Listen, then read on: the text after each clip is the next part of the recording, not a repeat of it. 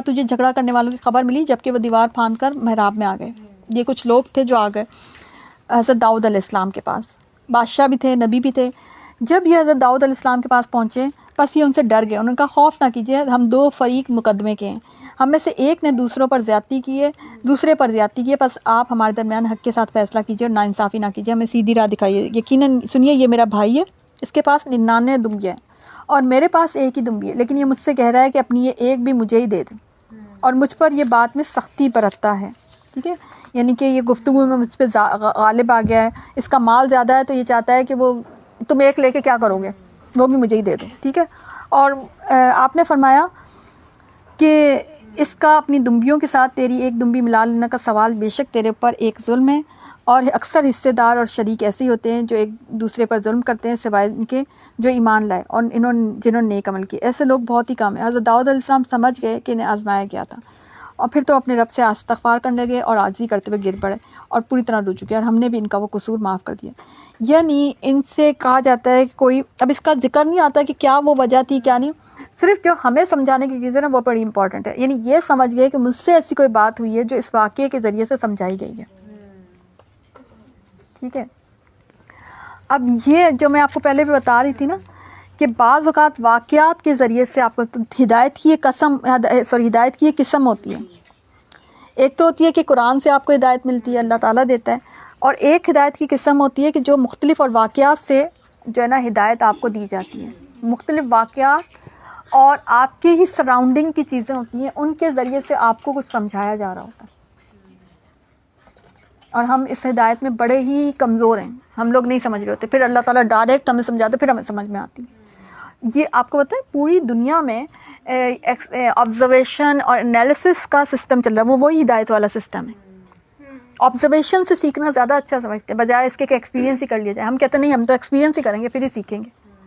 اللہ تعالیٰ اور یہ لائٹر وے ہوتی ہے کہ بعض اوقات انسان سے کوئی غلطی ہوئی اور اس کو کسی اور کے ذریعے, کئی دفعہ زندگی میں ایسے معاملات آتے ہیں, کوئی اور آپ کے سامنے مسئلہ بیان کر رہا ہے, کوئی اور آپ کے سامنے کوئی بات کر رہا ہے, یا کسی کی کوئی بات آپ کے سامنے آ گئی اور آپ کو کوئی اپنا پرانا واقعہ یا اپنی غلطی یاد آ گئی. تو یہ بھی ہدایت کا ایک سسٹم ہے. اور مغرب میں یا ماڈرن جو ٹیکنالوجی آف ایجوکیشن ہے, اس میں یہ بہت زیادہ رائج ہے کہ آبزرویشن سے, انالیسس سے آپ چیزوں کو جو ہے نا ایویلویٹ کریں اور اس سے آپ سیکھیں. یہ تو بالکل ہی آخری مرحلہ ہوتا ہے کہ آپ نے ایکسپیرینس ہی کرنا ہے اور ایکسپیرینس کے ساتھ ہی سیکھنا.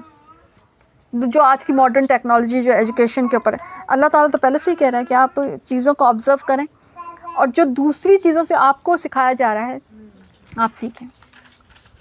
مثلاً آپ کہیں, ایک بات ہے, چلیں آپ کسی کو کوئی بہت جس کے گھر سے آپ بڑے متاثر ہوتے ہیں, کتنا بڑا کرے, کتنا خوبصورت کرے, کبھی آپ کے سامنے وہ اپنی کوئی سٹوری بیان کرنے بیٹھ جائیں. ابھی ریسنٹلی میرے ساتھ کسی کا معاملہ ہوا, تو جب مجھے اس کا پتہ چلا, اس کی اتنی گمبھیر قسم کی سٹوری, اتنی مشکل کہ اس کو میں سوچ رہی کہ نا, یعنی انسان اوپر پر دیکھ کر سمجھتا ہے کہ بڑے اچھے حال میں ہیں, اور اندر جو اس کا معاملہ ہے تو ہمیں تو مطلب عبرت پکڑنی چاہیے. تو میں اس سے آپ کو یہ سمجھا رہی ہوں, مثلاً آپ کا کسی کا گھر ہے, سپوز آپ کو وہ بہت ہی اچھا لگتا ہے, آپ کہتے ہیں بس ایسا میرا بھی ہونا چاہیے, اور کسی دن وہ پڑوسن یا کوئی بھی وہ آپ کے پاس آ جائے اور اپنی کوئی بات بیان کرے, اور اس سے اللہ آپ کو سکھا رہا ہے. سمجھ آئی, یہ ہدایت کی قسم ہے کہ تم اس پر کر رہے ہو, اصل میں تو تم زیادہ بلیس ہو. کیونکہ اگر اس کا ہے کوئی ایک چیز اس کو دی گئی ہے تو اس کے ساتھ کچھ اور آزمائشیں ہیں جو اگر تمہیں دے دی جائیں, کیونکہ اگر وہ چیز تمہاری ہوگی تو اس کے ساتھ وہ آزمائشیں بھی تمہاری نصیب میں لکھ دی جائیں گی. تو پھر کیا تم اس کے لیے ریڈی ہو؟ نہیں ریڈی, تو پھر تم جو تمہارے پاس اویلیبل ہے اس پہ ہی خوش رہو. آئی سمجھ بات کہ بعض اوقات ہدایت اللہ تعالیٰ اس طرح سے دیتا ہے, اور ہم اس معاملے میں بالکل زیرو ہیں. ہم لوگ اس معاملے میں کم سمجھتے ہیں چیزوں کو نا, کہ کسی کی غلطی سے کیا معاملہ ہوتا ہے, کہ کسی کی غلطی سے, کسی کے ایکسپیرینس سے, کسی کے واقعے سے خود ہدایت پکڑ جانا, یہ ہے وہ جو ہے نا ہدایت کا سسٹم. ٹھیک ہے نا, یعنی اس کو کہتے ہیں کہ آپ نے کوئی غلط کام کیا, آپ کو غلطی کا احساس ہی نہیں ہو رہا, عرصہ گزر گیا, مگر کسی نے آپ کے سامنے کوئی ایسا غلط کام کیا اور اس پر آزمائش آ گئی اور اس کی پکڑ آ گئی, اب آپ کو ایک دم الرٹ ہوئے، ہو یہ تو میں نے بھی کیا تھا، او شکر ہے میرے پر آزمائش نہیں ہے، میرے پر عذاب نہیں ہے. سمجھ آئی بات؟ ٹھیک ہے، تو یہ وہ چیز ہے کہ جہاں جو اللہ تعالیٰ سمجھانا چاہ رہے ہیں. ٹھیک ہے، سمجھ آ گئی.